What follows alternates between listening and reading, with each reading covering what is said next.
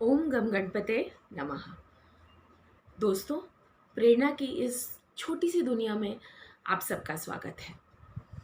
हमेशा से मैंने जो भी ब्लॉग बनाए हैं अब तक के, मैंने मेरे जीवन में जो घटनाएं घटी और मैं कैसे निकली मैं पहले भी बोल चुकी हूँ कि वो मैं अपनी इस यूट्यूब परिवार जो भी बन रहा है उनके साथ शेयर कर रही हूँ।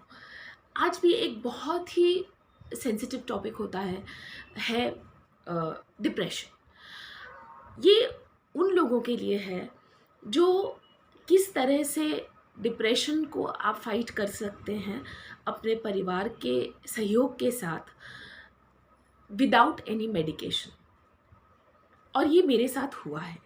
मैंने पहले भी कहा है कि जिस तरह की मेरे अपने एक्सपीरियंसेस हैं ये, और मैं इनमें से कैसे निकली, ये मैं आपके साथ आज बांट रही हूँ। ये मेरे टीन्स की बात है। मैं 15-16 साल की थी, बहुत बीमार हो गई, मेडिकल इश्यूज़ हो गए, मतलब हर चीज़ उलट पुलट हो गई।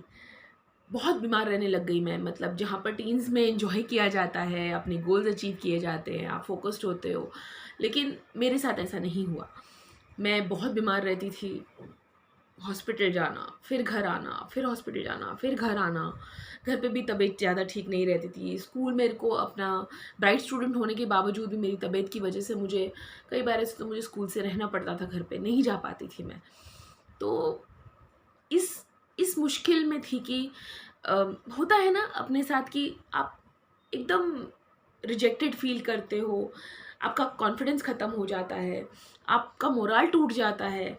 आप लोग लोग जो आपके अपने होते हैं, जब उनको पता लगता है, मैं स्पेशली फ्रेंड सर्कल की बात कर रही हूँ ये, जब उनको पता लगता है कि आपको ये मेडिकल प्रॉब्लम है, तो किस तरीके से वो पीछे हटते हैं अ, और किस तरीके से आपको ट्रीट करते हैं। तो बहुत इंसान टूट जाता है अंदर से कि क्या हो गया यार, ये अब तो कुछ नहीं हो सकता, अब तो कुछ ठीक होगा ही नहीं। मेरे साथ, मैं पहले भी कह चुकी हूँ अपने पहले ब्लॉग में, मैं बहुत लकी रही हूँ कि मेरी फैमिली, मेरी मदर, हम बहुत सिंपल परिवार से हैं। मेरी मदर बहुत ही पॉजिटिव लेडी थी और किस तरीके से, बहुत ज़्यादा पढ़ी लिखी भी नहीं थी, लेकिन किस तरीके से उन्होंने मुझे उस दलदल में से बाहर निकाला। और उनको तो पता भी नहीं था कि काउंसलर्स भी होते हैं, साइकाइट्रिस्ट भी होते हैं, साइकोलॉजिस्ट भी होते हैं, उनको कुछ नहीं पता था इस बारे में। मेरे फादर यहाँ नहीं थे, बाहर नौकरी कर रहे थे वो, हमारे हमारे लिए कमा रहे थे। तो किस तरीके से मेरी मम्मी ने मेरी हेल्प की, मैं आपको आज बताती हूँ। उन्होंने देखा कि इसको इसमें से निकालने का एक ही तरीका है, क्योंकि कॉन्फिडेंस ख़त्म हो चुका है, मोरल टूट चुका है, रिजेक्शन फेस कर रहे हैं, रोने का मन करता है, चिड़चिड़ापन, हर एक पे गुस्सा निकालना, सारी दुनिया गलत है आपके लिए, आपका कोई नहीं है, आपको ये लगने लग जाता है, होता है ना। तो इस तरीके से मेरी मम्मी ने क्या किया कि मेरी छोटी से छोटी ओपिनियन वो लेती थी, जबकि ज़रूरत भी नहीं थी।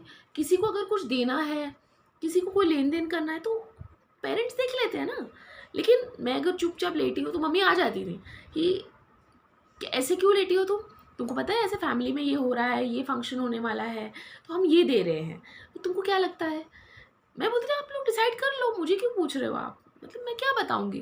बोलती नहीं नहीं तुम बताओ, तुमको ज़्यादा इसमें ये होगा, तुम आजकल के इसकी हो, बताओ मुझे क्या दे सकते हैं हम इनको, और इसमें गिफ्ट में कुछ ऐड कर सकते हैं हम। तो धीरे धीरे धीरे धीरे मेरे, मतलब उन्होंने क्या किया, मेरे ओपिनियंस को वैल्यू करना शुरू कर दिया, वो इम्पोर्टेंस देना शुरू कर दिया, कि जिससे मेरा, मतलब छोटी छोटी अगर कुछ घर में खाना भी बनाना, अरे तुम बनाओ, तुम कर लो, आ जाओ, तुम करके देखो। और जबकि मुझे खाना बनाना आता भी नहीं था उस समय, तो कोई घर में आ रहा है, तुम बनाओ, जाओ खाना बनाओ, अंदर जाके सबके लिए खाना बनाओ। तो मैं बोलती थी मैं कैसे करूँगी, ज़्यादा से ज़्यादा क्या होगा, गलत हो जाएगा, जाओ करो। पैम्पर नहीं करती थी, दुखी होती थी अंदर से कि मेरी बेटी सफ़र कर रही है, दुखी होती थी लेकिन दिखाती नहीं थी। अपने बड़ों के आगे रो लेती थी लेकिन दिखाती नहीं थी, वो मेरे आगे नहीं रोती थी। Same goes to my grandparents as well. मेरे दादा दादी बहुत स्ट्रॉन्ग थे, मेरी दादी तो बहुत स्ट्रॉन्ग थी, पैम्पर नहीं करती थी, बहुत कम पैम्पर नहीं करती थी, क्योंकि एक नॉर्मल इससे फिर कैसे बाहर आएगी, स्ट्रॉन्ग कैसे बनेगी।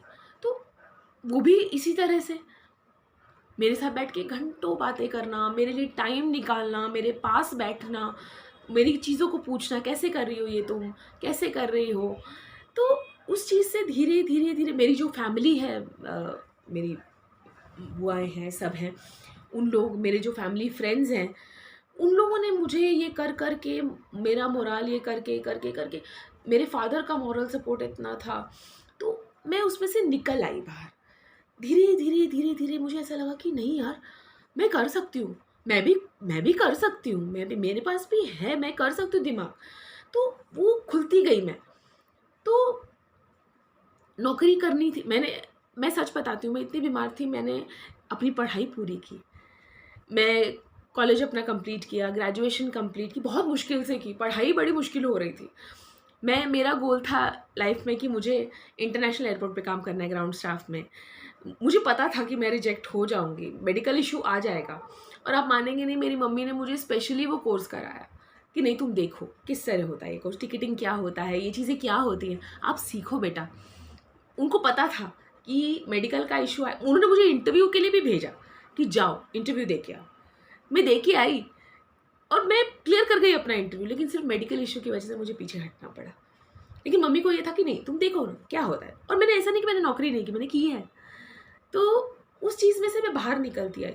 आपके जो आसपास के लोग हैं, मैं ये नहीं कहती साइकोलॉजिस्ट साइकियाट्रिस्ट हेल्प नहीं होता, बहुत हो जाता है, लेकिन 45 मिनट्स ही दे पाते हैं वो आपको, ये मानना ज़्यादा से ज़्यादा।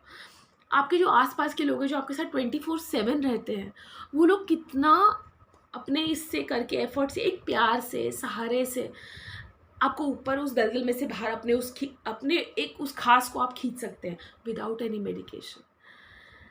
प्लीज़ ऐसा करिए, अपने को उस दलदल में न जाने दें। मैंने ये तक देखा हुआ है, जो मेरे फ्रेंड्स हैं, फैमिली निग्लेक्ट कर देते हैं कईयों को। मैंने अपने कॉलेज में देखा था एक लड़की को, वो भी इस चीज़ से सफ़र कर रही थी, निग्लेक्ट कर दिया था फैमिली ने कि किसी काम की नहीं है, पागल है।